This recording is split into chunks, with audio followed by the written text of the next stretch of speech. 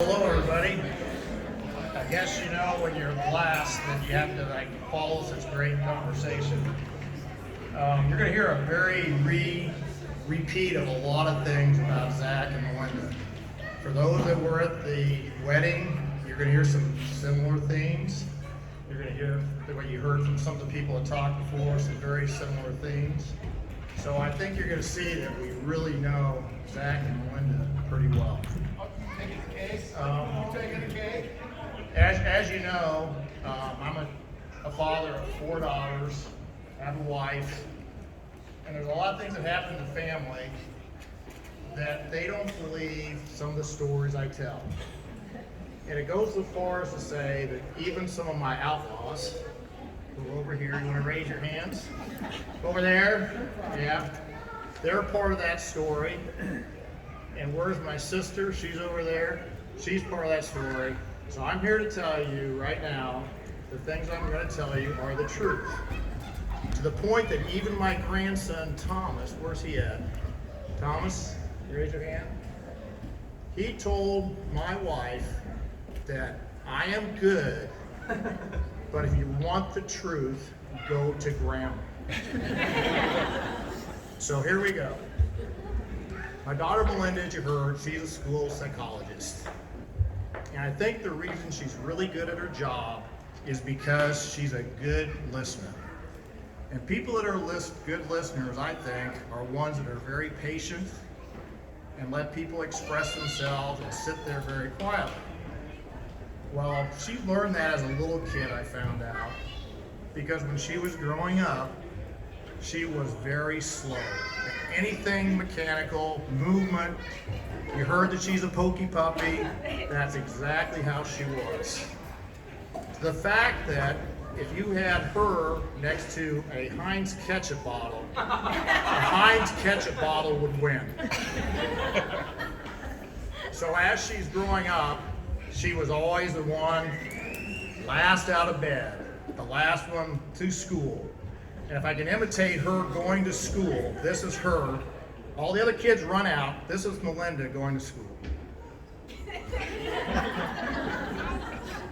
So she's a very slow person. And this continued on into some of the adult life she went to. So when we went on family vacations, it became a problem.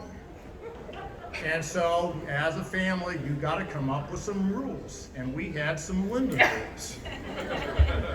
And one of the Melinda rules was that when you go somewhere, you say, I got to be there at 9 o'clock in the morning. Everybody'd say, well, you got to get up out of bed at the hotel, hour and a half, get ready. No, you had to add an hour for Melinda. And the rule was you had to have Melinda get up first, get her showers, and also let all the other girls showers so that you could get to the place on time. But I have to admit it was great as a dad, so I was last and I got to sleep in. So that was always a good thing. As she got older, this continued as she went through life, and we knew that when she finally met a boy, it was going to take a long time to do it. However, as a dad, I'm telling you, for anybody that's out there who's got young kids, I never thought my daughter would meet somebody on the internet. And that's how they met. So Melinda, that's your story about coming through and being slow. Now, let's talk about Zach. There's a lot to talk about Zach.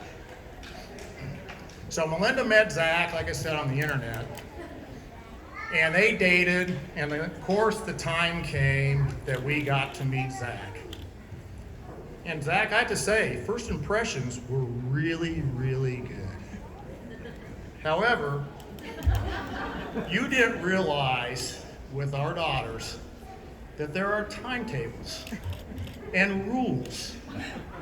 And I've learned with 5 women in a family, do not cross those rules or those timelines. So you eventually learned how to torture me. Okay?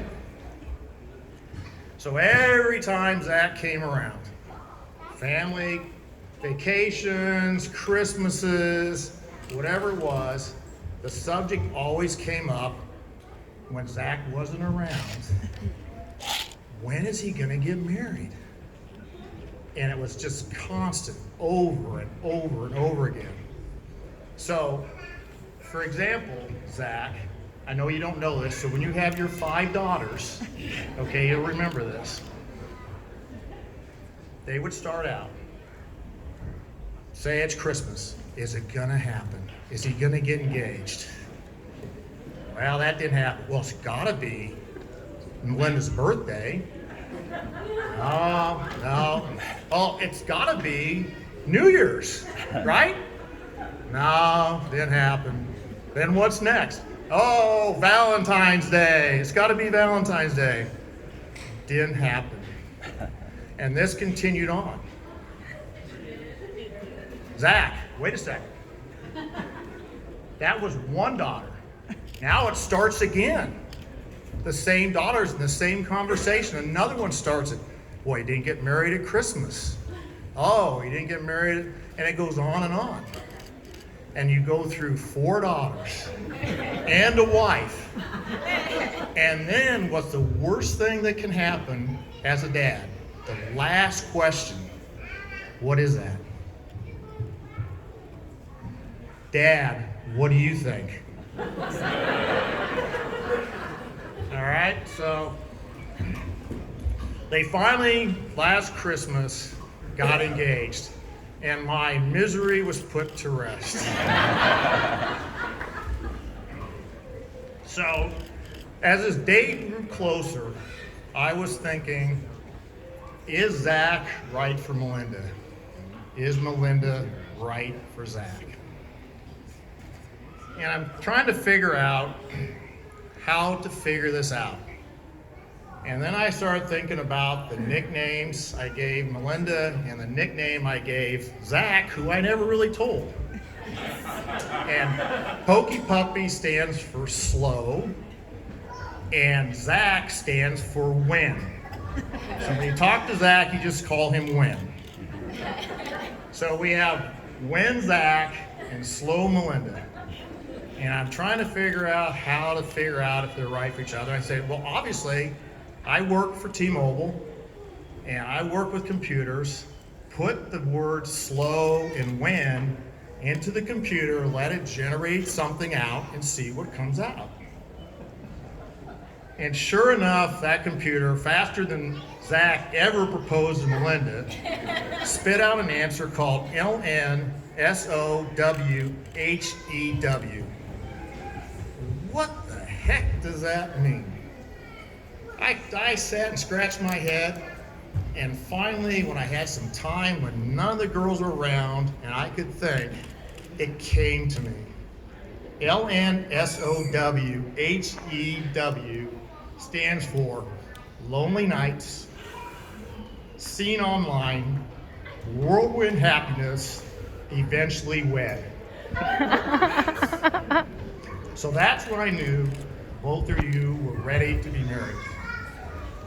So all of us here, before we have to say it, when, and I think you know what's coming, I don't want to get put through some pain when they finally ask me the next one question that we know is coming up.